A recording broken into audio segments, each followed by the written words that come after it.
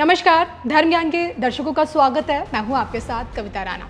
4 मई ममता गई। जी हाँ, यही इसी स्लोगन के साथ फाइनली आप जानते हैं कि पश्चिम बंगाल में ममता को हटाकर बीजेपी की सरकार बन गई है और शुभेंदु अधिकारी बतौर मुख्यमंत्री पश्चिम बंगाल का सत्ता संभाले हुए हैं। तो आप देखिए ना कि एक तरफ ममता दीदी हैं जो अपने बागी विधायकों को मनाने में जुटी हुई है, उनकी पार्टी में जो टूट मची हुई है उसे बचाने में लगी हुई है, पार्टी के अस्तित्व को बचाने में जुटी हुई। तो दूसरी तरफ मुख्यमंत्री शुभेंदु अधिकारी ने दूसरी बार भी मुख्यमंत्री बनने की अभी से बिसात बिछानी शुरू कर दी है। जी हाँ, श्रावण मास की शुरुआत हो रही है।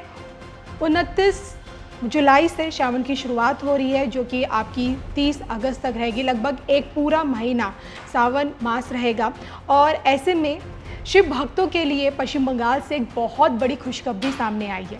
श्रावण मास और शिव भक्तों के लिए शुभेंदु अधिकारी की तरफ से सरकार द्वारा भक्तों को एक नया तोहफा दिया गया है और फैसला लिया गया है कि अब की बार शिव मंदिर पर जितने भी भक्त जल चढ़ाने आएंगे उन पर पुष्प वर्षा की जाएगी हेलीकॉप्टर द्वारा। जी हाँ, ठीक वैसे ही जैसे कि हमें यूपी में योगी सरकार के टाइम पे हमें देखने को मिलता है।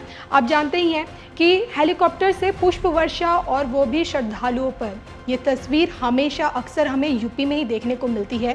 जब जब सावन मास आता है योगी सरकार ने इसकी शुरुआत की और आज सोचिए मुख्यमंत्री योगी आदित्यनाथ के ही नक्शे कदमों पर चलते हुए शुभेंदु अधिकारी जी की सरकार ने भी बहुत बड़ा फैसला लिया है। शुभेंदु सरकार ने ये फैसला लिया है कि अब की बार के इस श्रावण मास में जितने भी शिव भक्त हैं शिव मंदिरों पर प्रत्येक सावन के हर सोमवार पे पुष्प वर्षा की जाएगी हेलीकॉप्टर द्वारा।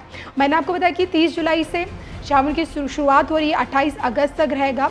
और सबसे बड़ी बात है कि जो मुख्य मंदिर है उसको लेकर जीर्णोद्धार का काम भी चल रहा है। तारकेश्वर मंदिर में ऑलरेडी 15 करोड़ का विकास परियोजना वहाँ पे चली रही है सरकार द्वारा।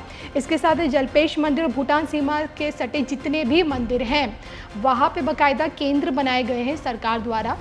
ये जो खबर सामने आई है इसने एक तस्वीर पेश की हुई है क्योंकि पिछले 15 सालों से पश्चिम बंगाल में जो हिंदू अब तक रह रहे थे उन्हें अपने त्यौहार मनाने में उतनी छूट नहीं मिल पाती थी, लेकिन शुभेंदु अधिकारी की सरकार में अब वो स्वतंत्र रूप से अपने त्यौहार मनाने के लिए स्वतंत्र हैं। और यही कारण है कि सत्ता परिवर्तन के साथ साथ अब पूरे के पूरे पश्चिम बंगाल में एक परिवर्तन की लहर देखने को मिल रही है और इसी लहर के चलते ये सबसे बड़ा फैसला श्रद्धालु की आस्था को देखते हुए शुभेंदु सरकार द्वारा लिया गया है। और ये फैसला तब लिया गया जब सरकार ने जगन्नाथ रथ यात्रा की बैठक को लेकर इस बैठक में उन्होंने इस फैसले को लिया।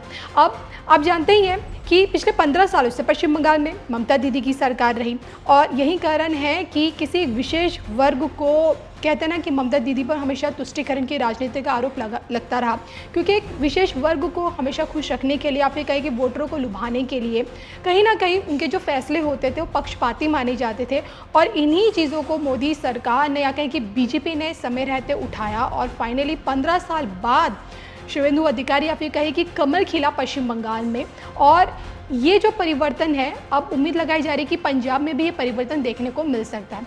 बहरहाल फिलहाल जो फैसले शुभेंदु अधिकारी की सरकार में लिए जा रहे हैं उसको देखते हुए क्या सेबे लगाए जा रहे हैं कि मोदी जी के बाद प्रधानमंत्री के तौर पर शुभेंदु अधिकारी भी हमें भविष्य में नज़र आ सकते हैं।